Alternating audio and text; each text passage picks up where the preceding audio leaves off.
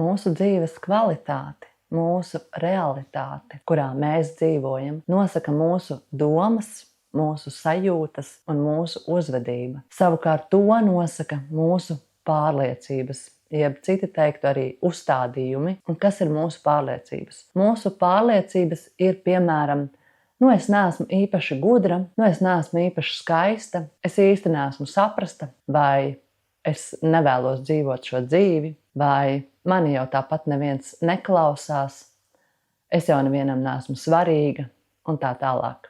Tajā brīdī, kad mēs dzīvojam ar šādām te pārliecībām, tad šīs te pārliecības iesēžas mūsu ķermenī sajūtu līmenī. Un mūsos jau rodas tāda sajūta, ka es jau neesmu īpaši skaista.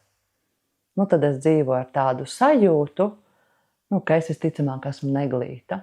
Un var jau būt, ka mēs kaut kādā dzīves brīdī esam sākuši interesēties par šīm lietām, esam sākuši lasīt dažādu veidu literatūru, no kuras mēs saprotam, ka īsti ar šādām te pārliecībām dzīvot nav labi.